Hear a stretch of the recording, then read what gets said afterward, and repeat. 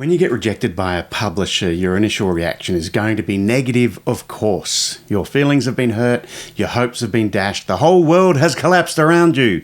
Not that you're dramatic or anything. That's a fair enough reaction. Rejection hurts. But you've got to keep all of that to yourself, I think, because that's just your initial emotional reaction. Very understandable, but it probably needs to be controlled. Blurt that sort of reaction out at a publisher and you'll become someone they're uncomfortable dealing with. Instead, try to see that moment of rejection as an opportunity to demonstrate to the publisher that you can cope with this sometimes difficult process. You're not precious, you're not desperate, you're reasonable and rational and relatively stable. You don't want to start ranting and raving about how magnificent the work is and how they just don't understand it. That may in fact be the case, but your ranting won't change that. So you've got to drop it, you've got to let it go.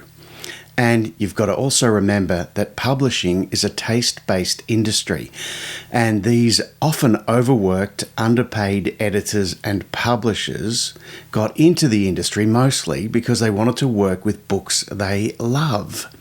And if your book isn't one of the ones they love, that's just the way it goes. So anyway, when you get rejected, it's not personal. There are a million considerations inside publishing houses that you're not privy to. List requirements, the acquisitions process, the power dynamics within the organisation. The publisher or editor you've been dealing with may in fact love your book, but just can't get it past the acquisitions meeting, so it's rejected. And again, it's not because it's bad. Regardless, when you get rejected, I'd suggest thanking the publisher for taking the time to read your book. They do actually deserve that. They've got a lot of books to read and they've taken the time to read yours. And quietly ask if they'd be happy to receive your next manuscript.